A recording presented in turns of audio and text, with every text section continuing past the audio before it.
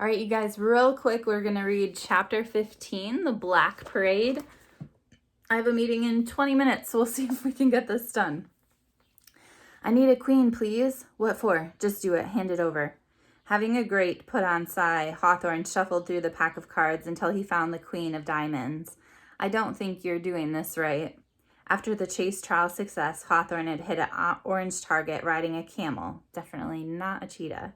Jupiter had promised that Morgan and her friend could have a sleepover at the Deucalion on Hallowmas night, as long as they swore to ignore bedtime, eat lots of sweets, and get up to no good.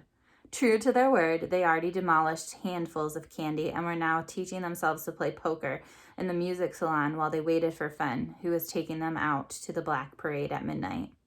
In honor of Hallowmas, the saloon was entirely lit by candles and jack-o'-lanterns. Frank the vampire dwarf was singing an obnoxious song about beheading his fearsome enemies and drinking their blood. The guests clapped along, enchanted by the idea of the little man beheading anybody at all, fearsome or otherwise. Morgan arranged her cards in a fan on the table. Poker. Hawthorne examined them. That's not poker.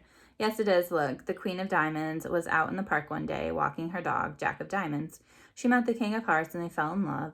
They were married, 6 of Hearts, week later, and 3 of Diamonds, children, and lived happily ever after. She grinned triumphantly. Poker. Hawthorne groaned and slapped down his cards. That is poker. You win again. He pushed the large pile of Hallowmas sweets over to her side of the table. Thank you, friends, the vampire dwarf was saying loudly. And now, on this Hallowmas night, the night where we feel closest to those we have lost, in honor of my dear departed mother, I shall sing for you her favorite song. His audience cooed sympathetically, and Frank motioned to the pianist. Wilbur, if you please, my sweetheart is a Gordor in D minor. Where's Fen? Asked Hawthorne, shuffling the cards listlessly. It's almost 10:30. If we don't lose soon, all the spots will be taken. My sweetheart is a garter. My sweetheart loves to strangle. Her hands are wrapped around my throat, but my heart is in a tangle. Hawthorne had talked of nothing but the Black Parade since autumn began, and Jupiter was marching along with the rest of the Wondrous Society. He persuaded Feenstra to accompany Morgan and Hawthorne in his place. Fen had agreed under extreme protest, and only after she'd exacted a promise from Jupiter that if they misbehaved, she could put itching powder in Morgan's bed sheets every night for a month. Feenstra does things on Feenstra time, said Morgan, biting into a sour skeleton. She grips me with her burly arms, and the stars begin to shine. My scrawny neck is hers alone. Her violent heart is mine. Frank finished his song with a grand flourish and a high note that made Morgan and Hawthorne wince. The other guests broke into applause, and the vampire dwarf took a deep bow. Any requests? Asked Frank. Sing something scary, a young man shouted. Beheading and strangling, not scary enough for you, eh? There was a gleam in Frank's eyes that perhaps you'd like to hear a song about the Wundersmith. The guests gasped and fell into nervous laughter. Across the card table, Hawthorne grew very still. Shall we wait in the foyer? Fen said to wait here, said Morgan. She'll be cross if we leave. What's wrong? I wish he wouldn't sing about the Wundersmith. The Wundersmith, Morgan rolled her eyes. What is a Wundersmith anyway? What is everyone so scared of? Hawthorne's eyes bulged. You don't know about the Wundersmith?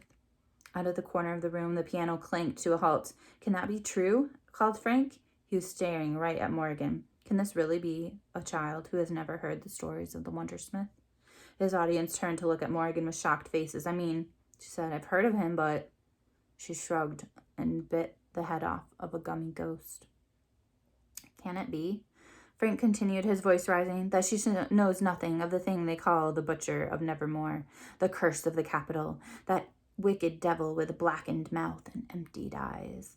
Hawthorne made a strangled noise in the back of his throat. Morgan sighed. So what is he? She asked, exasperated. My child, my dear, darkling child, said the vampire dwarf, drawing his cape around him with a dramatic swish. Perhaps it's best if you didn't know. The guests fell for his ruse. Tell her, Frank, they cried, clapping their hands with savage delight. Sing about the Wundersmith. "Do you insist?" he said. Affecting a reluctant air, the pianist hit a loud, dramatic chord, and Morgan giggled. This was all rather silly, she thought. "Who or what is the Wundersmith?" Frank began. "Is he a man or is he a monster? Does he live in our imaginations or is he lurking in the shadows, waiting to pounce?" Frank lunged at a group of women who shrieked, first with fright and then with laughter. Is he human, or is he a savage animal who will tear through the realm with talons and teeth until he has consumed it all? There he paused to bare his own impressive fangs, and there were gasps and giggles around the room. The Wundersmith is all those things. He is a phantom that lives in the darkness, watching, always watching, biding his time until the day when we have let down our defenses, when we are not expecting him, when we have almost forgotten he existed. Frank grabbed a candle from its holder and held it under his chin, so his face was eerily lit by the glow. "And that is when he will return." "Tosh," said a quiet voice from the corner. Morgan turned to see Dame Chandra playing chess with Kedegri Burns, the concierge.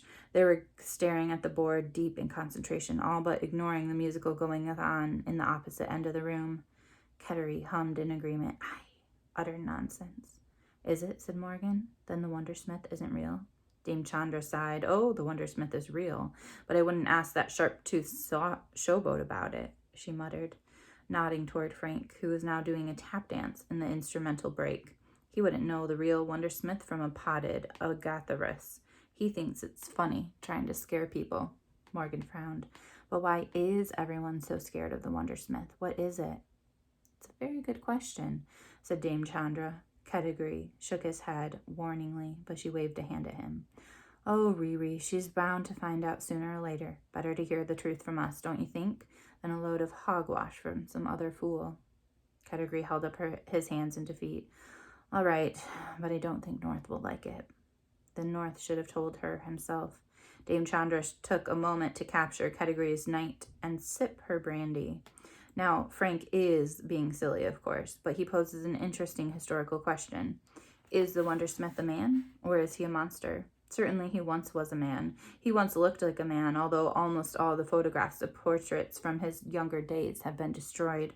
Some people say he was turned inside out, and the darkness within him is now on the outside for everyone to see.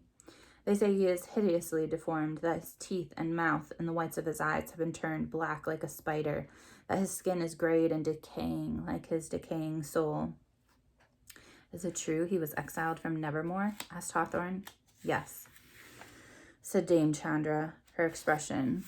"Over 100 winters he's been in exile from Nevermore for all 7 pockets of the Free State. To this day he is kept out by the force of a great and ancient city, of the combined efforts of the Royal Sorcery Council and the Paranormal Services Unit, by our protective borders, which are manned by ground force and watched over by the sky force, and patrolled by the stink and spied on by the stealth, and probably dozens of other secret organizations that exist only to protect us from the Wundersmith.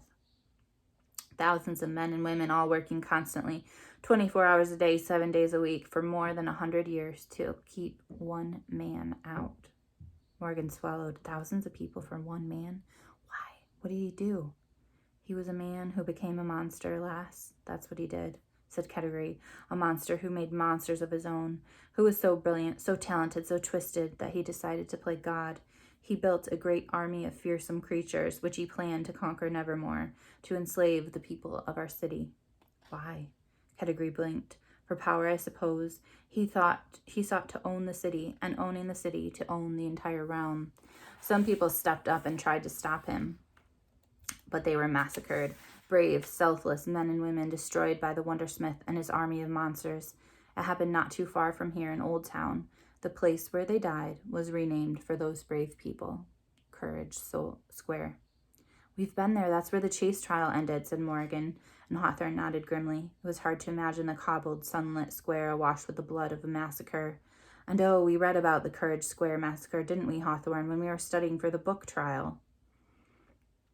"Nobody knows exactly what happened to Wundersmith that day," continued Dame Chandra, ignoring his comment. "Some say he was weakened by the attack. Some say his monsters deserted him, that he'd gotten a taste for death and liked it, and melted away into the darkest corners of Nevermore, where they still lurk, killing off its people one by one, waiting for the day when their master will return to conquer the city." Anyway, after that day, Nevermore locked her doors to him forever. Of course, the ban is reinforced by sorcerers and magicians, the stink and the stealth and all the rest, but everyone knows it's Nevermore herself who really keeps the Wundersmith out. How? Said Morgan with a glance at Hawthorne, who swallowed hard. She thought she looked a little clammy. What if a Wundersmith finds its way back in? This is an ancient and powerful city, children, said Kettigrew, protected by ancient, powerful magic. More powerful than any Wundersmith, don't you worry about. Fenn's here, shouted Hawthorne, and suddenly he grabbed Morgan's arm and ran to meet the Magnificat at the door. Clearly eager to never talk about the Wundersmith again. Nevermore was full of ghosts, also vampires, werewolf, princesses, and Morty knows wishes. Quite a few fairies. The occasional pumpkin. Thousands of people in costumes lined High Street waiting for Nevermore's Hallowmas festivities to begin. Morgan rubbed her hands together for warmth and pulled her scarf tighter around her neck. She and Hawthorne shared an excited grin. They'd managed to barge their way through the crowd to what Jupiter had promised would be the best spot on the parade route, right on the corner of Deacon and McAlley Avenue. The Wondrous Society had started the parade hundreds of years ago. It was originally a silent procession of society members. They walked through the streets in rows of 9 on Hallowmas night, when the walls between the living and the dead were thinnest. As years went by, the people of Nevermore started gathering to watch the procession in silence and paid their respects. It became one of the city's most sacred traditions, and they called it the Black Parade. Over the ages, it grew into something much louder and more colorful, but the Wondrous Society still upheld the tradition by marching first. The crowd was eerily quiet, and the solemn rows of 9 passed by, their footsteps on the cobblestones only the sound to be heard. Morgan thought she spotted Jupiter's big ginger head at one point, but there were so many society members going by so quickly that she couldn't be sure. Here and there were empty spaces, and some of the people marching carried candles, 1 candle for each of the departed, Jupiter had said. The youngest society members, who looked only a little older than Morgan, marched in the first row. She supposed this must be Unit 918. Would she and Hawthorne march in next year's parade? Morgan wondered. It was hard to picture Hawthorne keeping a straight face for that long. Another image entered her head. Hawthorne and Noelle marching side by side. That's more likely, she thought miserably. Once the Wondrous Society reached the end of its route, the proper parade, as Hawthorne called it, began at last. A wave of anticipation rolled through the crowd as music began to play. Though she wasn't thrilled to be babysitting, Fenn took her duties very seriously. When anyone came too close, she hissed and bared her teeth until they retreated, wide-eyed, and a small plot of empty space miraculously ballooned around Morgan and Hawthorne. She was like a mean fury force field. The parade was led by a marching band dressed as demons, conducted by a flickering ghostly apparition. They were followed by a procession of what looked like garden hedges, trimmed into animal sculptures and brought to life by some mysterious combination of puppetry and mechanics. A hedgy mammoth swung its enormous tusks to and fro, and a leafy green lion growled and roared at groups of squealing children. Morgan and Hawthorne made themselves hoarse by screaming and laughing in turn as the parade floats went by. There was a terrifying 3-story-high puppet of a werewolf, controlled by wooden sticks by a team of people below. They could even make it snap its jaws. They embraced the cliché this year, haven't they? Said Fenn, in a tone of grudging approval. Normally they're all, oh, don't stereotype us, we're just normal people. This is better. Witch it up, ladies.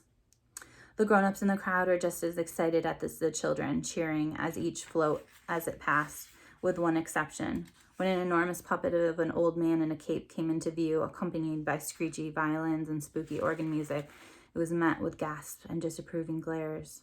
It wasn't as big as the werewolf puppet, but a lot of parents looked very unhappy as it lumbered past and children hid their faces. Even Fenn was frowning, though Morgan couldn't tell if it was her everyday grump or a special occasion grump. There is such a thing as too scary, even for the Black Parade. The Wundersmith, honestly. That's the Wundersmith? Morgan laughed and turned to Hawthorne, who was eyeing the puppet warily. It didn't look frightening, just a hunched old man with sharp black teeth, black eyes, swirling cape, his fingers ending in long talons. Occasionally sparks of fire shot from his hands and eyes. A silly, maniacal laugh issued from a speaker in his mouth. Morgan wondered how anyone could be frightened of something so daft.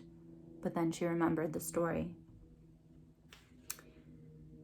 Built to look like a real cemetery, the float was shrouded in white mist and swarmed with zombies. Morgan knew it was only people dressed up as zombies, but they reached through the rails of the wrought iron fence that encircled the float, lunging at children who wavered between delighted squeals of laughter and terrified screams. Hawthorne was right. It was the best float. The crowd seemed to agree because people were pushing closer to the front, standing on tiptoes to see. Hawthorne groaned. Come on, there's a dumpster back there. If we climb up, we'll be able to see. Morgan hesitated, but Fen, we won't be long. Quick while she's distracted, said Hawthorne, nodding at Fen, who was swiping at the zombies as they reached through the rails. Fine, Morgan grumbled, but I swear, if I get itching powder in my sheets. The alley was dirty and the dumpster smelled awful. Hawthorne struggled up at first, then offered Morgan a hand. Help me, the voice came from the end of the alley. There was nobody there. Please, somebody help me, I've fallen down. It sounded like a frail old lady. Morgan and Hawthorne exchanged a glance. Hawthorne took one last longing look at the Morden Cemetery float before jumping down from the dumpster. Hello, said Morgan. Who's there? Oh, thank goodness, please, I need your help. I've fallen down and it's dark and wet, and I think I've hurt my ankle. Where are you, said Hawthorne. We can't see you. Down here. The voice came beneath their feet. Morgan stepped back. It's a manhole, Hawthorne. A feeling of unease crept upon her. Was someone actually stuck down there? They pried the manhole cover up with their fingers and heaved it to the side. I feel like this is not a good idea. This book is making me mad right now. Oh, thank goodness you heard me. I tripped and fell and I think I've broken my ankle. I can't climb up by myself. Okay, don't panic, Morgan shouted. We'll climb down and help you. Hawthorne pulled her inside, whispering anxiously, I'm no expert, but do you reckon maybe if you heard a voice from the sewer asking you to climb down inside, you should consider not climbing down inside? She's just an old lady. Morgan was trying to convince herself as much as Hawthorne. There was something weird about it. Since when are you scared of old ladies? Since they started shouting at me from sewers. She needs a doctor. Maybe we should get Fen. Oh yeah, let's go tell Fen we ran down a dark alley without her. Brilliant idea. Fine. But if we get eaten alive by giant rats or torn to shreds by the nevermore scally sewer beast, my mom will be really cross. They decided it was best for Morgan to go down and help the old lady climb up the ladder, so Hawthorne, who had more upper body strength, thanks to all his dragon riding, could pull at her from above. Morgan stepped onto the ladder feeling nervous, but for the first time she'd gone down 2 or 3 steps into the dark. She was downright terrified. She looked up to check Hawthorne was still there. Please hurry, I can barely stand. It was darker than she imagined. She blinked, waiting for her eyes to adjust. Hello? I can't see you. Where are you? No reply. Morgan's heartbeat quickened. Hello, she said. Her voice echoed. Are you all right? She looked up. The light from the alleyway was gone, as was Hawthorne. She gasped and reached for the ladder, grasping all around on the dark, but it had disappeared too. What's going on? Demanded Morgan. She tried to sound tough, but her voice came out squeaky. This is not funny. The old lady crackled with laughter. Morgan heard the unmistakable sound of a match being struck. The darkness yielded to glowing yellow light, and Morgan blinked into the sudden glare. When her eyes adjusted, it was clear that she and the old lady were not in a sewer at all, and they were not alone.